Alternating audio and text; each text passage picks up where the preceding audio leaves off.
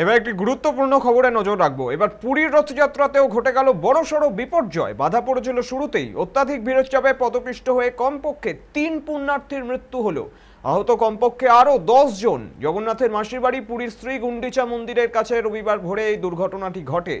জানা গিয়েছে, জগন্নাথ দেবের রথ নন্দীঘোষের চাকার সামনে বিপর্যয় ঘটে। মন্দিরের কাছে জগন্নাথ দেবের রথ পৌঁছতেই হুড়োহুড়ি পড়ে যায় ভক্তদের মধ্যে।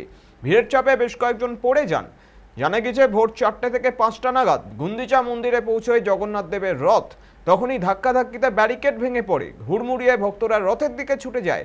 এতেই অনেকে পড়ে যান, পদপিষ্ট হন অনেকে।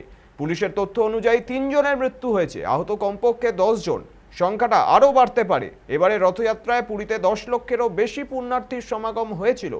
এতটাই ভিড় হয়েছিল যে রথের দিন বলরাম ও সুভদ্রার রথ সামান্য এগোতে পারলেও জগন্নাথের রথ এগোনো যায়নি।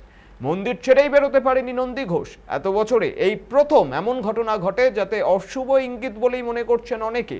শনিবার সকালে ফের রথযাত্রা শুরু করা হয়, তাতেও অত্যাধিক ভিড় হয়েছিল, যে কারণে গুন্ডিচা মন্দিরে পৌঁছতে দেরি হয়। রবিবার ভোরে মাসির বাড়ি পৌঁছয় রথ, আর সেখানেই ঘটল বিপর্যয়। রথযাত্রার দিনও অত্যাধিক ভিড়ে প্রায় পদপিষ্ট হওয়ার মতো পরিস্থিতি তৈরি হয়েছিল।